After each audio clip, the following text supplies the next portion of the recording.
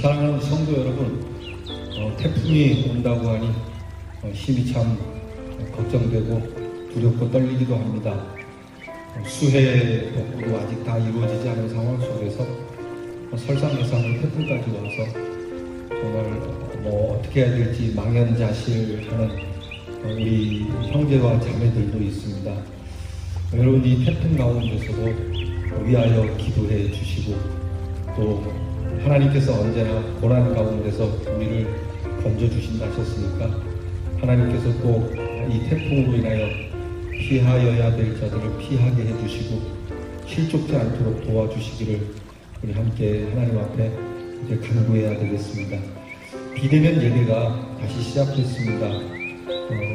정말 대면 예배로 갈 수 있었는데 이렇게 또 코로나가 너무 크게 확산이 돼서 이것 또한 우리의 기도의 제목이 아닌가 싶습니다. 그래도 여러분, 우리가 희망을 가지고 용기를 가지고 이런 일에 우리의 입술에 배신함적인 말을 두지 않기를 원합니다. 오히려 하나님을 신뢰하고 의지하면서 겸손하게 하나님 앞에 엎드려서 이 큰 능력 앞에 힘없는 저희들입니다. 하나님 도와주시고 인도해 주세요. 우리는 그 믿음밖에 없다는 것을 고백하겠습니다. 우리 이런 마음을 가지고 찬송가 383장 눈을 들어 산을 보니 도움 어디서 오나, 역시 도움은 하나님께로부터 온다는 이 고백으로 우리 수요 예배를 시작하겠습니다. 383장 다 함께 찬송하겠습니다.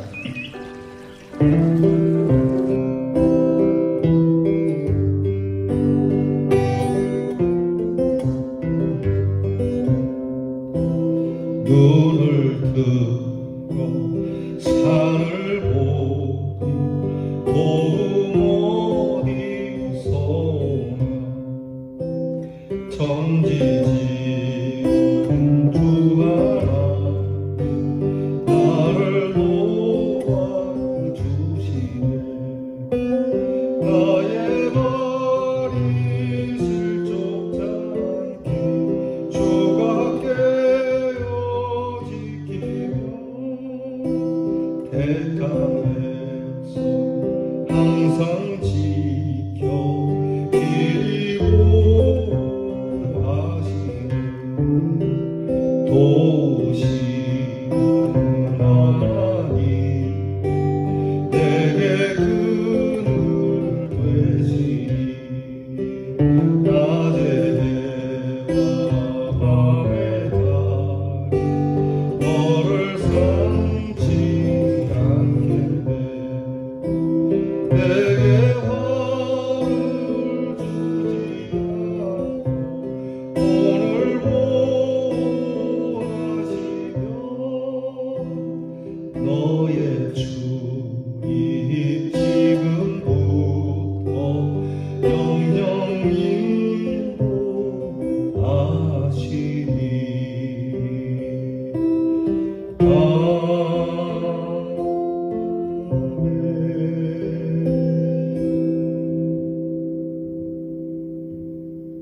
이 시간에 함께 기도하겠습니다.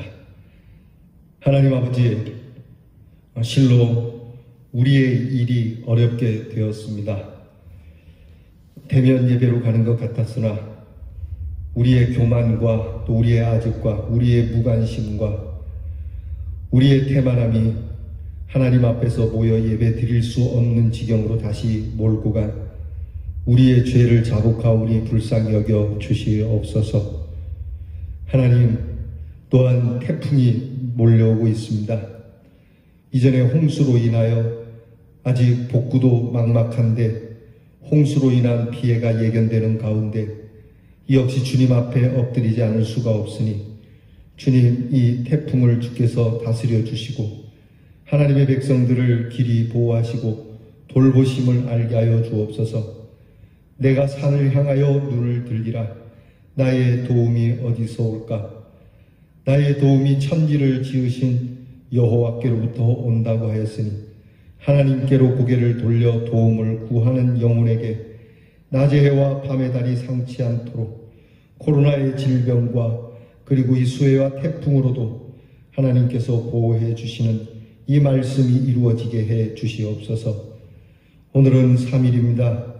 우리가 함께 모여 예배드리지 못하지만 또한 우리는 모이지 않아도 얼마든지 하나님 앞에 예배드릴 수 있는 예배자가 되게 하시고 우리가 모여 함께 예배드리는 날을 기대하고 소망함으로 있는 곳에서 뜨겁게 감사함으로 그리고 절절한 마음으로 예배를 드리는 우리 모든 성도들이 되게 해 주옵소서. 오늘 계속되어지는 하나님의 말씀을 듣고 깨닫고 이 말씀에서 믿음의 사람들과 같이 하나님께서 그들에게 먼저 보여주신 그 귀한 믿음의 길을 따라가는 저희들이 되기를 원하오니 성령을 우리에게 부어주시고 성령이 인도하심을 따라 승리하는 우리 대언의 성도들이 되게 하여 주시옵소서. 예수님 이름으로 기도하옵나이다. 아멘. 오늘 우리가 함께 이 수요일에 나눌 말씀은 사도행전 20장 13절로 25절 말씀입니다. 신약성경 222면에 사도행전 20장 13절부터 25절 말씀을 여셔서 저와 함께 이제 이 말씀을 같이 봉독하겠습니다. 우리가 이 수요일에는 사도행전을 공부하고 있는데 오늘도 우리에게 주실 귀한 말씀의 은혜를 사모하는 마음으로 우리 정성껏 이 말씀 같이 봉독하겠습니다. 우리는 앞서 배를 타고 아소에서 바울을 태우려고 그리로 가니 이는 바울이 걸어서 가고자 하여 그렇게 정하여 준 것이라. 바울이 아소에서 우리를 만나니 우리가 배에 태우고 마둘레네로 가서 거기서 떠나 이튿날 기오 앞에 오고 그 이튿날 사모에 들르고 또 그 다음날 밀레도에 이르니라. 바울이 아시아에서 지체하지 않기 위하여 에베소를 지나 배 타고 가기로 작정하였으니 이는 될 수 있는 대로 오순절 안에 예루살렘에 이르려고 급히 감이러라. 바울이 밀레도에서 사람을 에베소로 보내어 교회 장로들을 청하니 오매 그들에게 말하되 아시아에 들어온 첫날부터 지금까지 내가 항상 여러분 가운데서 어떻게 행하였는지를 여러분도 아는 바니 곧 모든 겸손과 눈물이며 유대인의 관계로 말미암아 당한 시험을 참고 주를 섬긴 것과 유익한 것은 무엇이든지 공중 앞에서나 각 집에서나 거리낌 없이 여러분에게 전하여 가르치고 유대인과 헬라인들에게 하나님께 대한 회개와 우리 주 예수 그리스도께 대한 믿음을 증언한 것이라. 보라, 이제 나는 성령에 매여 예루살렘으로 가는데 거기서 무슨 일을 당할는지 알지 못하노라. 오직 성령이 각 성에서 내게 증언하여 결박과 환난이 나를 기다린다 하시나 내가 달려갈 길과 주 예수께 받은 사명 곧 하나님의 은혜와 복음을 증언하는 일에 마치려 하면 나의 생명조차 조금도 귀한 것으로 여기지 아니하노라. 보라, 내가 여러분 중에 왕래하며 하나님의 나라를 전파하였으나 이제는 여러분이 다 내 얼굴을 다시 보지 못할 줄 아노라. 아멘. 여러분, 이 땅에 살면서 생명보다 귀한 것이 어디에 있겠습니까? 금보다도 재물보다도 귀한 것이 생명이고 건강보다도 또 출세보다도 공부보다도 더 중요한 게 생명이죠. 도덕과 윤리도 소중한 것이지만 그실 생명보다 귀한 것은 못 됩니다. 그럼에도 불구하고 생명보다 귀한 것이 아주 없는 것은 아님이 오늘 성경에 나타나고 있습니다. 앞에 말씀드린 것처럼 분명히 재물보다 생명이 귀한데도 사람들은 생명보다 재물을 더 귀하게 여길 때가 있죠. 이런 것을 이야기하는 것이 아닙니다. 생명보다 귀하지 않은 것인데도 생명보다 귀하게 여긴다면 분명히 생명보다 더 귀한 것도 있다라고 하는 사실을 반증해 주는 것이죠. 오늘 성경 말씀에서 바울은 이야기합니다. 우리가 늘 암송하는 말씀이죠. 특히 목회자가 되실 분들은 이 말씀을 더욱 암송하는데요. 그것은 바로 24절 말씀입니다. 오직 성령께서 나를 이끌어 주심으로 내가 달려갈 길, 곧 주 예수께 받은 사명, 그 은혜의 복음을 전하는 일에는 내가 생명조차도 조금도 귀하게 여기지 않겠다. 오늘 말씀의 주제가 되는 말씀이 되겠습니다. 사실 생명이 귀한 것은 딱 하나뿐이니까요. 생명이 딱 하나뿐이니까 그보다 더 귀한 건 없죠. 그런데 딱 하나뿐인 생명조차도 조금도 귀하게 여기지 않을 만한 것이 있는가? 오늘 성경에는 바울이 예수님께로부터 받은 사명이라고 말씀하고 있습니다. 여러분, 앞에서도 말씀드렸지만 우리는 분명히 생명보다도 더 귀하게 여기는 그런 것들이 있다면 오늘 이 말씀을 들으면서 나는 과연 생명이 최우선인데 이 생명조차도 내려놓을 수 있는 하나님께로부터 받은 사명이 있던가, 그리고 이렇게 이 생명조차 내놓을 만큼 그것이 가치가 있던가, 오늘 말씀을 통해서 여러분이 큰 깨달음이 있기를 축복합니다. 먼저 오늘 성경 말씀을 통해 살펴보는 것은 바울이 예루살렘으로 가고자 했다는 거죠. 지난주에 말씀을 우리가 함께 나누었는데, 바울이 이제 아시아 지역에서의 사역을 모두 마치고 그리고 예루살렘에 갔다가 예루살렘에서 로마로 향하기로 합니다. 바울은 대충 이번 전도 여행이 마지막이라는 것을 그의 마음에 두고 있는 것이 분명했다고 말씀을 드렸습니다. 근데 그는 예루살렘으로 가는 길에 육로로 가지 않고 빠른 길, 그 해상으로 가는, 배 타고 가는 것이 빠른데 해상으로 가지 않고 육로로 먼저 갔다가 중간에 다시 배를 타고 아소에서 만나서 배를 타고 그리고 밀레도에 가게 되었다라고 성경이 말씀합니다. 왜 처음부터 배를 타지 않았을까? 거기에는 바울이 육로로 가면서 여러 가지 생각이 있었을 거라고 생각합니다. 먼저는 바울을 죽이고자 했던 사람들이 있었기 때문에 그 음모를 피하기 위한 것일 수도 있고, 또 하나는 육로를 통해서 가면 보다 많은 사람을 만날 수 있으니까 그 마지막에 만나는 사람들에게 복음을 전하고자 하는 그런 열정도 있었을 것이라고 신학자들은 봅니다. 또 하나는 그가 빨리 움직여야 하는 상황이기 때문에 배로 가다가 혹시 난파라도 되거나 그렇게 어려운 풍랑을 만나게 되면 지난번 유라굴로 광풍 사건처럼 시간이 낭비될 수 있으니까 그렇지도 않았을까 생각합니다. 여튼 오늘 바울은 육로로 가든 또 해상으로 가든 예루살렘에 가고자 했다는 것이죠. 그러니까 왜 예루살렘에 가고자 했냐면 첫 번째는 예루살렘 그 유대 지방에 기근이 심하게 들어서 도저히 이게 빈궁에 처해서 살 길이 없으니까 헬라 교인들이 유대 교인들에게 전하여주는 구제금을 이 바울이 갖고 있었기 때문에 이것을 전하려고 가는 것이었습니다. 사실 유대인들은 헬라 사람들, 이방인들을 별로 좋아하지 않거든요. 경상도 사람이 전라도 사람들을 싫어하는 것처럼 이런 지역적 감정을 떠나서 또 인종적, 혈통적 그런 차별의식이 많았기 때문에 똑같은 교인이라도 유대 교인들과 이방인 헬라 교인들에 대한 차별이 있을 때입니다.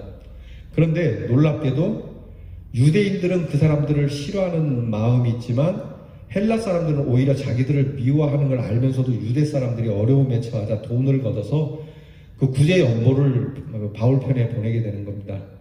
얼마나 참 귀한지 몰라요. 이 헬라 사람들이 헬라파 유대인들, 그 사람들 유대이긴 해요. 근데 이 헬라파 교인들이 유대 사람들을 돕는 것은 인종적인 그런 것을 초월하는 것도 아니고 또 동족애나 민족애나 그런 의식으로 이 구제금을 모은 게 아닙니다. 다만 이들은 같은 그리스도인으로서 같은 예수 믿는 사람이 당하는 아픔을 같이 갖고 있었다는 거죠. 여러분, 이 신앙생활에서 굉장히 중요합니다. 어쨌거나 그래도 그 사람은 같은 그리스도인입니다. 예수를 믿는 사람입니다. 하나님 나라에 가면 같이 만날 사람인데, 안 믿는 사람은 모르겠지만 물론 안 믿는 사람에게도 잘해야 되겠죠. 언제 어떻게 만날지, 원수는 외나무다리에서 만난다니까. 근데 그것보다도 훨씬 더 심오하게 그들이 같은 그리스도인이기 때문에 도왔다는 거거든요. 거기가 교회이기 때문에 도왔다는 겁니다. 이거는 신앙심에 의하여 구제한 것이거든요. 여러분, 우리가 예를 들어서 이제 요번에 우리 남성교회에서 전라도 지역에 수해를 입은 교회를 도왔지 않습니까? 무슨 마음으로 도운 겁니까? 이거는 지역의 어떤 특성이나 또는 동포애가 아니지 않습니까? 오늘 말씀은 그대로 신앙의 마음을 가지고 한 거 아닙니까?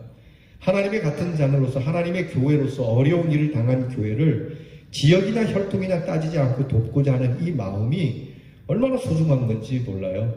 그래서 그 구제금을 가지고 지금 예루살렘에 가는 거예요.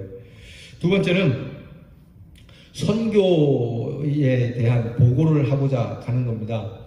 이제 마지막으로 이 바울이 더 이상 이 땅에서의 사역이 더 진행될 수 없으니까 전도 여행을 하면서 주신 하나님의 크고 놀라운 일들을 예루살렘 교회 성도들에게 전함으로써 지난번과 마찬가지로 역시 하나님께서는 역사하고 계신다는 걸 통해 교인들에게 힘을 불어 넣어 주려고 하는 겁니다. 그래서 할 수만 있으면 6월절이라고 하는 이스라엘의 큰 절기를 두고 그때 그리스도인들이 많이 예루살렘 교회에 모일 테니까 그 교회 교인들에게 또 예루살렘을 찾아온 모든 교인들에게 이 복음의 역사의 현장을 직접 전함으로 교인들에게 힘을 주고자 했던 것이죠. 그렇게 해서 바울이 예루살렘으로 가는데 가는 도중에 밀레도에서 잠깐 머물게 된 일을 오늘 성경 말씀에 나타내고 있습니다.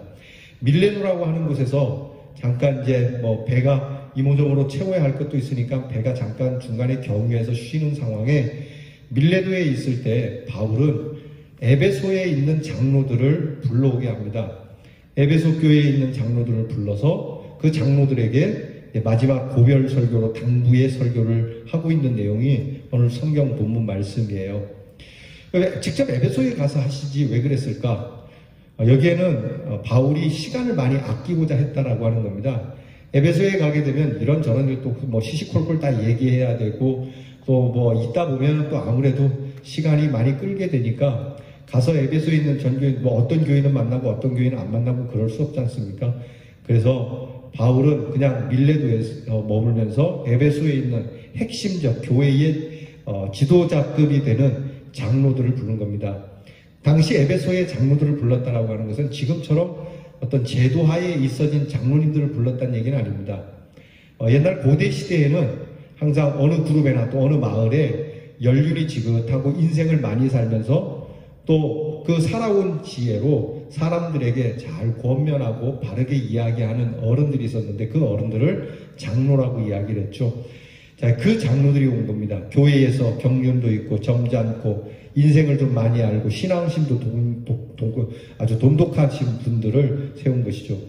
요즘은 교회의 일꾼적 차원에서 장로님들을 많이 세우는 형편인데 그실 나쁜 건 아닙니다만은 그러나 본래 장로 제도라고 하는 것을 본다면 장로님은 모든 면에 좀 후덕해야 되는 건 맞습니다. 인생의 경륜도 좀 있어야 되고요. 목사님이야 젊을 수도 있죠. 그런데 장로님들은 좀 경륜이 있어야 돼요. 그래요. 왜냐하면 목사님은 이제 말씀을 전하기 때문에 이런 일도가 아주 무관한 건 아니지만 젊은 목사님이 올 수 있지만 그 젊은 목사님을 보필해서 그 교회를 잘 이끌어가도록 도울 수 있는 분은 그 교회의 젊은 분이라기보다는 그 교회의 덕망을 받고 있는 그 교회에 오래된 정말 지긋하신 분이 장로가 되어서 도우면 훨씬 더 교회가 부흥되지 않겠습니까? 여튼 지금 바울은 에베소의 장로들을 불러서 마지막으로 당부하는데 이 당부하는 모습이 교육 세미나와 같습니다. 여러분 우리가 가끔 왜 이제 재직 세미나 하지 않습니까? 그 재직 세미나와 비슷합니다. 그래서 마지막 교육 세미나를 지금 장로님들에게 전하고 있는 겁니다. 거기에는 몇 가지 크게 당부하는 교육의 내용이 나와 있는데 오늘 성경 본문에서 그렇게 드러내고 있습니다. 첫 번째는 바울이 그 장로들에게 이렇게 얘기합니다. 내가 당신들에게 본을 보이지 않았더냐? 여러분들이 내가 이 아시아 지방을 다니면서 전도한 일을 여러분들이 잘 익히 알고 있는 바인데 그것은 바로 내가 여러분들에게 겸손함을 보였다는 겁니다. 그것이 이 얘기는 뭡니까? 여러분들도 겸손하라는 얘기죠. 내가 이 교회를 세웠다? 내가 이 교회를 이끌었다? 이 어려운 곳에 내가 복음을 전했다? 이렇게 한껏 자기 자랑을 하는 것이 아니라 그저 겸손하게 믿음의 사람들을 찾았고 믿음의 사람들을 세웠고 또 핍박을 감수하면서도 겸손하게 살았다라고 하는 것이죠. 따지고 보면 싸울 일이 얼마나 많았겠습니까? 멱살을 잡고 흔들어야 될 일이 얼마나 많겠어요. 감히 네가 나한테 이럴 수 있느냐? 나 바울에게 예수님에게 직접 소명을 받은 나에게 그리고 이 어려운 곳에 와서 내가 복음을 전한 나에게 당신들이 이럴 수 있느냐라고 할 수 있죠. 충분히. 그런데도 바울은 그렇게 하지 않았죠. 우리 교회가 그렇다는 게 아니라 사실 제가 여러분들 입장에서도 여러분들의 입장도 있겠지만 사실 목회자의 입장에서도 싸우고 싶은 일이 없는 건 아니에요. 굉장히 많이 있어요.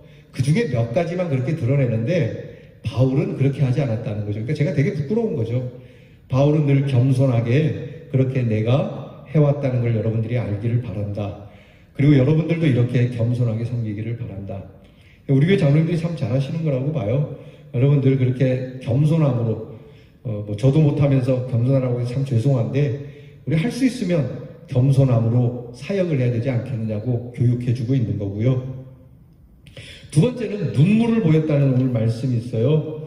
자, 오늘 성경 말씀 19절을 다 함께 보겠습니다. 여러분 가지고 계신 성경 19절 말씀 보면 곧 모든 겸손과 눈물이며 그렇게 돼 있죠. 겸손과 눈물. 겸손에 따라오는 건 눈물이거든요. 서러워서 울기도 하고 또 참으면서 울기도 하고 어쨌든 겸손한 자리는 눈물의 자리는 맞아요.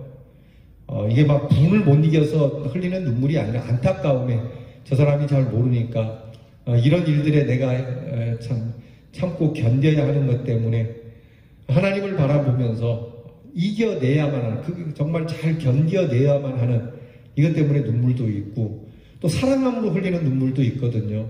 정말 애처로운 마음으로 눈물이 아니고는 기도할 수 없는 그들을 향한 애절한 마음, 사랑의 마음이 있었다고 하는 겁니다. 그러니까 눈물이 있어야 한다는 거예요. 여러분 저나 여러분이나 좀 눈물이 많기를 제가 가끔 설교하지만 눈에 좀 촉촉한 눈물이 있기를 갈수록 강팍해져서 찔러도 피 한 방울 안 나오는 사람이 아니라 찌르기 전에 벌써 눈물이 그렁그렁한 심령, 그 부드러운 심령. 사람들은 그죠? 뻑뻑하면 울고 그래 그러지만 그 뻑하면 우는 마음은 온유한 마음이에요. 그건 겸손해서 오는 마음이에요.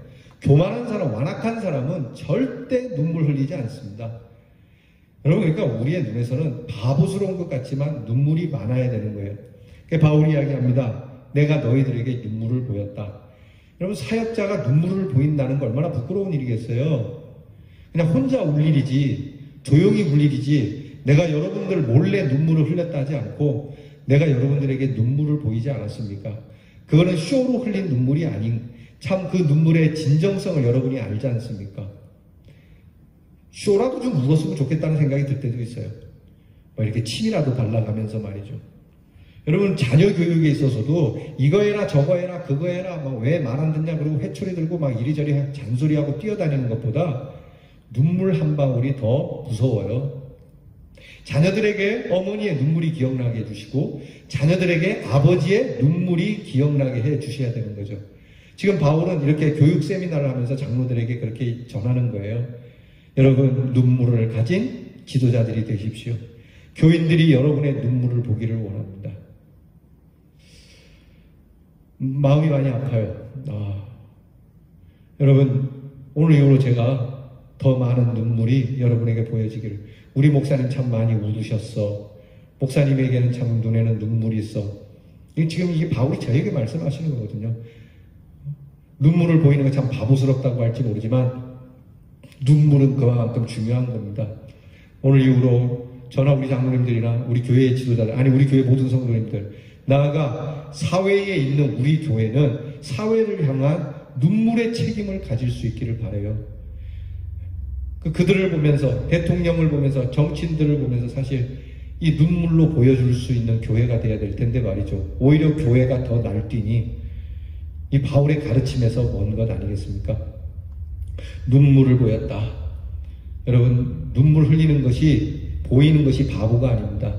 참된 눈물을 저와 여러분이 갖기를 축원합니다. 그리고 더불어서 오늘 성경 말씀에 유대인의 관계로 말미암아 당한 시험을 참고 주님을 섬겼다는 19절의 말씀이 있습니다. 인내를 얘기합니다. 참았다는 거죠.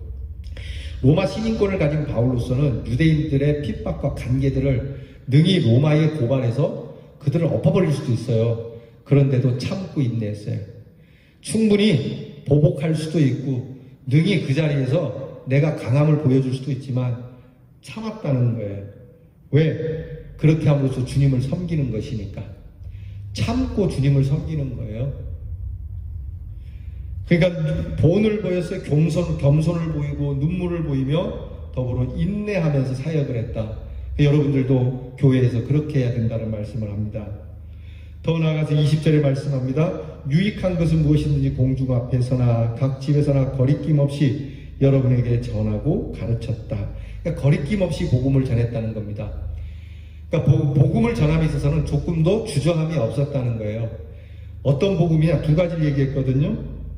그러니까 오늘 성경 말씀에 보면 21절에 보면 유대인이나 헬라인들에게 거리낌 없이 거침없이 전한 복음이 바로 하나님께 대한 회개, 그러니까 하나님께 대한 회개와 그리고 예수 그리스도께 대한 믿음을 전했다는 거죠. 어떤 자리에서 이걸 얘기하면 불편할 수도 있지 않겠어요? 좀 꺼려지는 자리가 있지 않겠어요? 이 자리에서는 좀 꺼려야 되겠다. 이거는 조금 불편하겠다. 그렇게 생각하지 않고 복음을 위해서는 거리낌 없이 주저함 없이 전했다는 겁니다. 이리저리 머리 굴려가면서 이렇게 전할까 저렇게 전할까. 여러분이 전도폭파 훈련 받아서 훈련 받으신 분들이 이제 과감하게 복음을 전하시는데 옛날에는 어떻게 전할까 하는 그런 어려움이 있었잖아요. 근데 지금은 거리낌 없이 전하지 않습니까? 그러니까 바로 이런 거리낌 없이 전하는 것. 그것도 내용이 아무렇게나 아무 말이나 거리낌 없이 전하는 게 아니에요. 딱 두 가지예요. 하나님께 대한 회개, 그리고 예수님에 대한 믿음. 오늘 우리 교인들에게, 오늘 우리 한국교회 성도들에게 이 말씀이 다시 들려져야 돼요.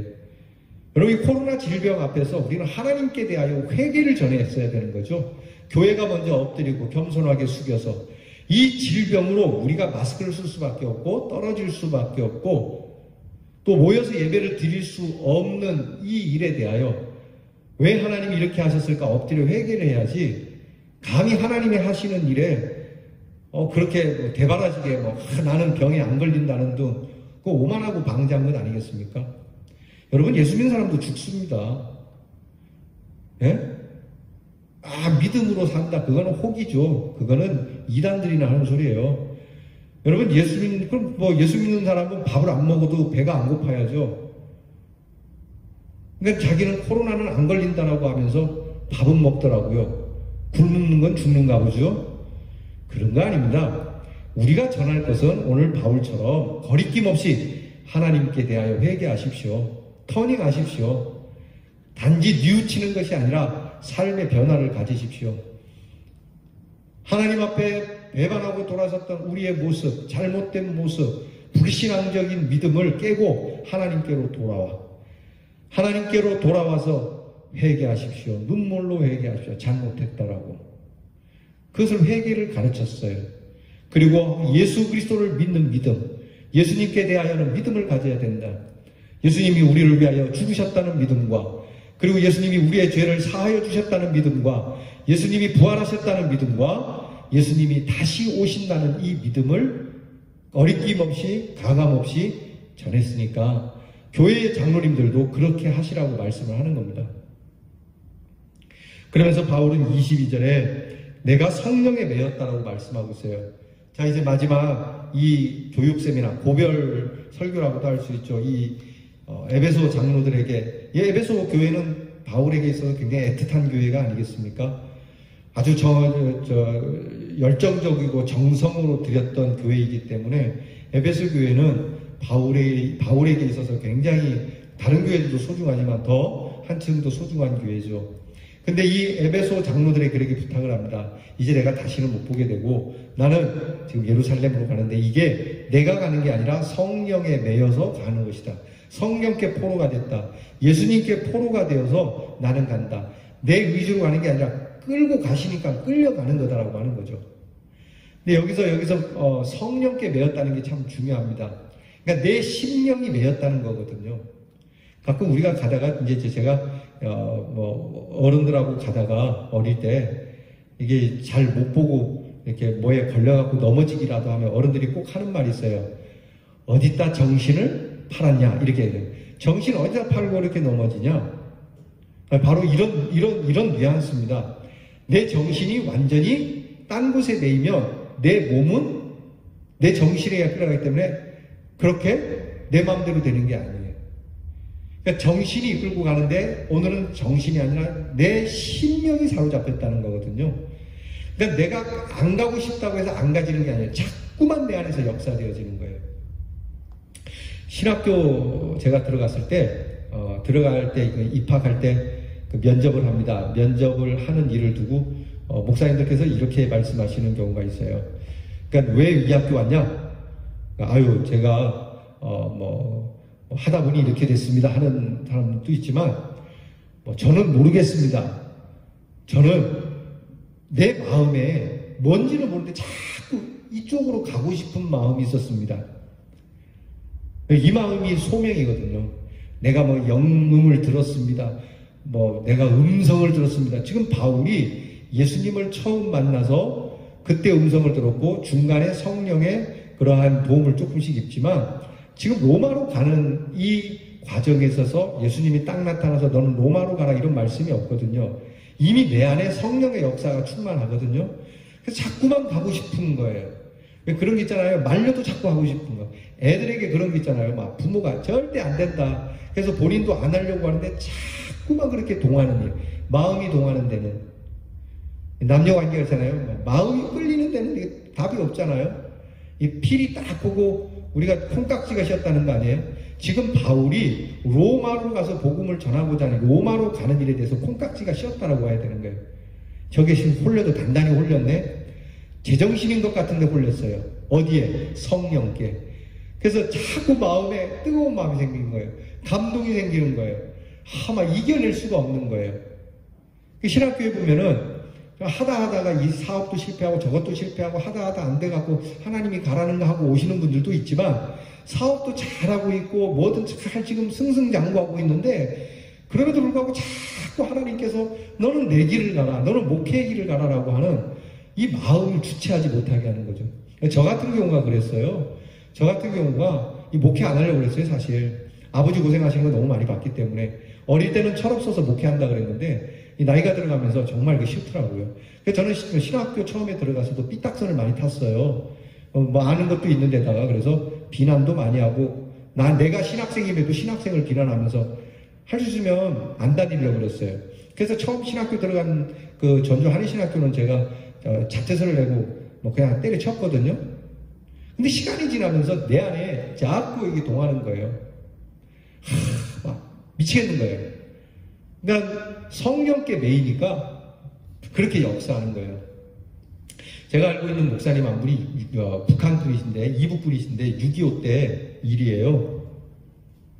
그분이 북한에 있는 한 학교를 다녔는데 그때는 학교가 너무 멀어서 친구나 모든 걸 다 싸가지고 와서 학교 안에서 그렇게 기숙사는 없지만 학교에다가 그렇게 살림살이를 놓아두고 거기서 공부를 계속 했대요. 근데 어느 날 기도하는데 너 학교 다니지 마라. 이런 자꾸 영감이 들어요. 어렵게 공부를 하고 있는데. 그래서 자꾸 마음이 좀 그랬대요. 학교 가까이에 교회가 있었는데 우리 지금 장로의 신학대학교에 은퇴하셨지만 박청환 목사님이라고요. 저기 지금은 그 자제분이 남미에서 목회를 하시는데 거기 가서 도우시는 지금 소식이 끊어져서 돌아가셨는지 모르겠는데 하여튼 그 박청환 목사님이 계세요. 제가 그 박청환 목사님을 한번 모시고 이렇게 픽업을 한 적이 있는데 참 점잖으신 분이거든요. 근데 그 목사님이 목회하시는 교회인데 거기 가서 기도할 때 이 목사님께서 기도 중에 학교를 빨리 나와라, 그만둬라. 내가 공부를 하고 있는데 어떻게 마음이 그렇게 오나, 왜 내가 좋아하는 공부를 하는데 공부하지 말고 학교를 그만두라 그러나, 조금 의아했대요. 근데 자꾸 마음에 학교를 그만두고 싶은 마음이 들더라는 거예요. 그래서 그 다음날 가가지고 그 교무 행정을 보는 형님분에게 형님 나 그 학교 그만두가 수다. 왜 그래? 그랬더니 그냥 내 마음이 그렇게 다닐 마음이 없다고, 자꾸만 그렇게 나를 이끄는 것 같다고, 뭔지 모르겠다고. 그래서 학교를 그만뒀대요. 그리고 나서 그 학교에 짐 싸갖고 나온 그 다음 날요 폭격이 있었어요. 그 폭격이 있어가지고 학교에 같이 공부하던 학우들이 다 널브러져 죽은 거죠. 깜짝 놀랐다고 그러시더라고요. 나중에 세월이 많이 흐른 연후에 하시는 말씀이, 하나님께서 나를 이렇게 쓰려고 그때 나를 감동을 주셔서 성령께 매여 나오게 하셨구나. 그럼 그때 그 사람들은 뭡니까? 그거는 내가 모르지만 나도 그 자리에서 죽을 수도 있고 살 수도 있겠고 또 그곳에서 살 수도 있는 애들도 있었겠지만 나는 내가 성령에 매여서 그렇게 온 것 같다. 그렇게 말씀하시더라고요. 반대로 오늘 바울은 이와 반대예요. 바울은 성령에 매여서 죽으러 가는 거거든요. 오늘 성경의 말씀에 그 말씀이 나와요. 오늘 성경 말씀 23절 말씀입니다. 22절부터 함께 볼까요? 22절, 23절. 보라, 이제 나는 성령에 매여 예루살렘으로 가는데 거기서 무슨 일을 당할지 알지 모른다. 성령에 매여서 가는데 뭔 일인지 모른다는 게 말이 됩니까? 그런데 모른다는 거예요. 여러분, 성령에 매여서 모든 걸 다 한다는 건 거짓말입니다. 여러분, 이거는 사악한 자들의 무당이라는 소리예요. 절대 그렇지 않습니다. 제발 성경을 똑바로 보시기 바랍니다. 이것을 이상하게 얘기하는 목사들에게 여러분 홀리지 마시기 바랍니다. 성령께 매여서 가는데 나는 거기서 뭔 일이 날지 모른다. 다만 오직 성령이 각 성에서 내게 증언하여 결박과 환난이 나를 기다리고 있다. 다르죠? 앞에 목사님은 살아나는 거지만 여기는 죽으러 가는 거거든요. 그런데 사느냐 죽느냐의 문제가 아닙니다. 하나님이 이 사람을 통하여 하시고자 하면 거기서 이끌어내 주시는 것이고, 하나님께서 저쪽에서 하실 사역이 있다면 그렇게 인도하시는 것이라고 하는 거예요. 이게 중요해요. 그러니까 성령이 매여서 내가 살게 되었다, 부자가 되었다, 건강하게 낫게 되었다, 아닙니다. 그렇게 함으로써 하나님이 나에게 뭘 하게 하시려는 거예요. 이렇게 나로 하여금 복음을 전하게 하시려고, 하나님의 큰 영광을 드러내게 하시려고 하신 것일 뿐이지, 나에게 그런 재수 좋게 해주려고 성령께서 내게 감동을 주시고 나를 매신 건 아니라고 하는 것이죠. 오히려 오늘 바울은 성령에 매여서 십자가의 자리, 죽음의 자리로 가는 거거든요. 그것이 바울의 사명이라고 하는 겁니다. 모르겠어요. 내가 결박당해서 지금 로마로 끌려가서 끝장날지도 모르는 걸 아는데도, 내가 아는데도 자꾸 내 마음이 그리 가는 걸 보니 이거는 내가 성령께 매인 것이다. 예수께서 나를 다 사로잡고 그렇게 인도하는 것이다. 목회사역 하면서 거긴 정말 싫어. 나는 이 교회에 있기 싫어. 막 나는 다른 교회에 갈 거야. 나는 뭐 이쪽으로 옮길 거야. 그러는 목사님들이 많아요. 그런데 거기를 막 끝까지 하나님께서 그곳에 있도록, 그럼에도 이 교회를 그럴 마음이 있지만 끝까지 그 교회에 하나님이 있을 수 있도록 계속 역사하시고 섭리하면서 하나님의 영광을 드러내는 이런 일들이 있잖아요. 목회자에게만 있나요? 성도님들에게도 있는 일입니다. 왜 하나님이 나에게, 이 부족한 종에게, 이 미련한 자에게 그런 마음을 주셔서, 그리고 더 기가 막힌 건 이렇게 주신 이 일이 하나님께서 내게 주신 사명인데, 예수님께서 주신 이 사명을 이루려고 하는 것인데, 이것을 이루고자 하는 일에 내 생명이 뭐가 귀하겠느냐, 이렇게 말하는 거예요. 정말 눈물겨운 고백이에요. 하나님께서, 우리 주님께서 내게 주신 이 사명을 이루려고 하는 것이지 않냐. 주님의 사명, 곧 이것이 생명보다 더 귀한 것, 이것을 이루는데 내 생명이 뭐가 그렇게 대단히 중요한 것이겠느냐. 여러분, 우리가 6.25 때나 일제시대 때 나라를 구하려고 목숨을 버리던 그런 분들이 있잖아요. 정말 독립을 하는 일에 있어서 내 몸 하나 아끼지 아니하고, 안중근 열사, 윤봉길 의사 같은 분들 말이죠. 내가 나라만 구해줄 수 있다면, 내 사명이 나라를 구하는 일인데, 나라를, 우리 대한민국을 독립시키기만 한다면 내 목숨이 뭐 그리 대단히 중요한 일이냐. 내가 저 공산당의 총뿌리에서 이 나라를 지켜내는 일이라면 내 목숨 하나 아깝지 않다라고, 얼마든지 이 땅에서도 이런 고결한 가치 때문에 생명을 귀하지 않게 여기는 사람들이 있는데, 하물며 예수님께서 사랑하시고 예수님께서 나를 구원하여 그 예수님이 나에게 사명을 주셨는데, 이 사명을 이루고자 하는데 내 생명이 뭐 그리 아깝겠냐. 사랑하는 성도 여러분, 우리에게는 그런 일이 있어요. 자식을 위하여 내 몸 하나 버리는 게 뭐 그리 중요하다고, 이 어머니의 사명, 아버지의 사명 때문에 그렇게 사시던, 예수님께 소명을 받은 소명의 사람, 예수를 믿고 구원받은 그리스도의 사람으로 예수님의 뜻, 성령의 뜻에 따라 사는 일에 내 목숨이 뭐 그리 중요한 일이냐라고 고백하는 겁니다. 여러분, 에릭 프롬이라고 하는 심리학자이자 철학자가 있습니다. 이 에릭 프롬은 사람이 살아가는 일에 두 가지 양식이 있다고 그래요. 하나는 소유 양식이 있고 또 하나는 존재 양식이 있다고 합니다. 말 그대로 소유 양식은 그저 돈이나 명예나 권세나 가지려고만 사는 사람들 얘기하는 거예요. 그리고 존재 양식은 삶의 목적과 가치와 의미와 사명을 중요하게 여기며 사는 사람들이래요. 소유 양식으로 사는 사람들 그 끝이 정말 부끄럽고 행복하지 않고요. 존재 양식으로 살아가는 사람은 존귀하게 여김을 받는다고 합니다. 여러분, 오늘 우리의 존재는 무엇입니까? 무엇을 더 갖기 위하여 주님께 나왔습니까? 아니면 주님이 주신 사명을 이루려고 나왔습니까?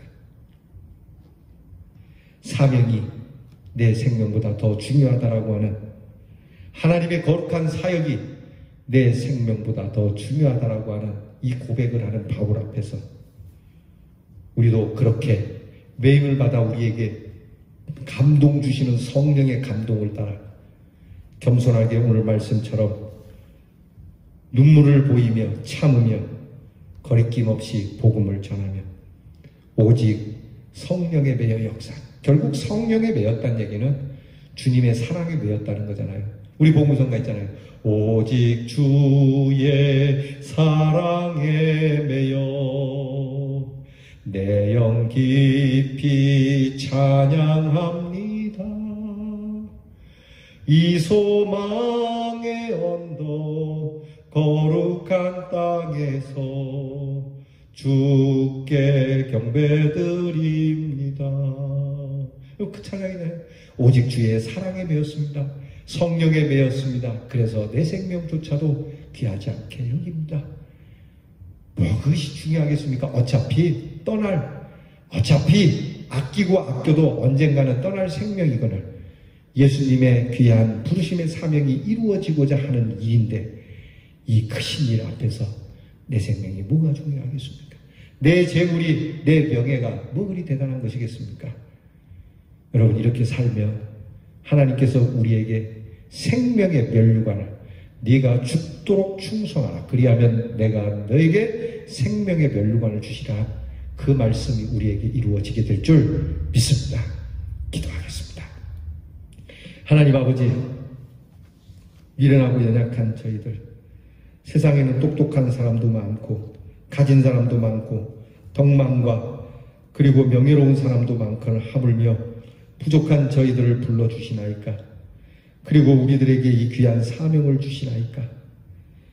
주님, 알 수는 없습니다. 왜 우리의 마음에 이렇게 주님의 거룩한 사명이 뜨겁게 타오르는지, 왜 내 마음이 이렇게 감동이 되는지, 오늘 바울이 고백하는 것처럼 성령께 매인 마음인 줄 믿고 이 성령께서 이끄시는 대로 그것이 사는 곳이지 그곳이 죽는 곳이든 하나님 그것을 가리지 아니하고 이끄시는 대로 하나님 참으로 겸손하게 인내하며 귀한 눈물을 가지고 주의 귀한 복음의 사명을 감당하여 목숨을 아끼지 않고 주님께 헌신하고 그 사명을 이룬 사랑하는 성도들에게 약속하신 대로 이 땅의 생명보다 더 장관 영원한 생명의 면류관, 의의 면류관을 사랑하는 성도들에게 부어 주시옵소서. 감사드리옵고 예수님 이름으로 기도하옵나이다. 아멘. 우리 찬송가 오늘 주신 말씀 생각하면 435장 나의 영원하신 기업 생명보다 귀하다. 주님이 내게 주신 사명 생명보다 귀합니다. 우리 귀한 말씀 다시 한번 참 깊게 간직하고 고백하면서 이 찬양 부르겠습니다.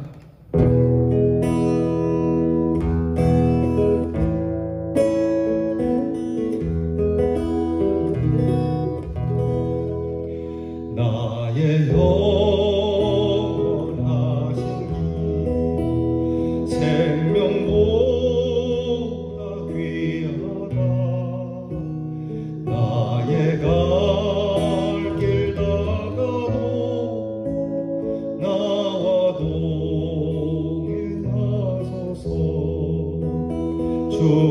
주께로 가까이 주께로 가오니 나의 갈 길 나가도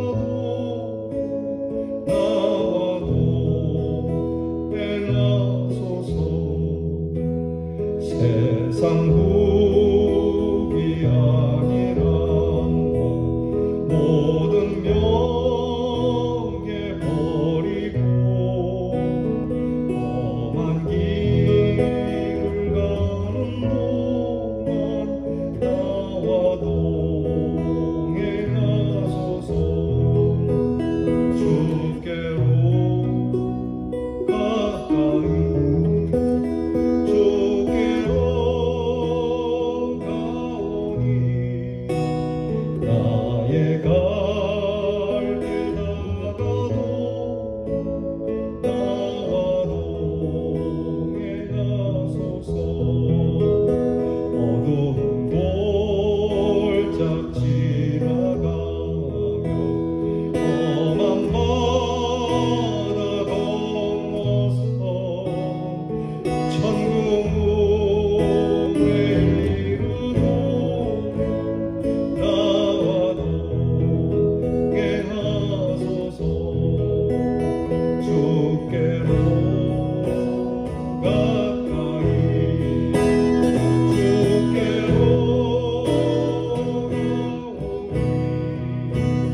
나의 갈 길 다가도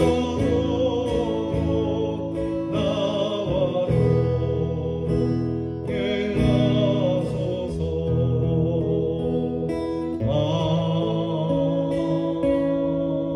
아멘.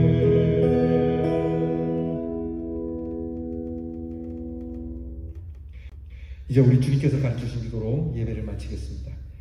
하늘에 계신 우리 아버지여, 이름이 거룩히 여김을 받으시오며 나라에 임하옵시며 뜻이 하늘에서 이루어진 것 같이 땅에서도 이루어지이다. 오늘날 우리에게 일용할 양식을 주옵시고 우리가 우리에게 죄 지은 자를 사하여 준 것 같이 우리 죄를 사하여 주옵시고 우리를 시험에 들게 하지 마옵시고 다만 악에서 구하옵소서. 대개 나라와 권세와 영광이 아버지께 영원히 있사오나이다. 아멘.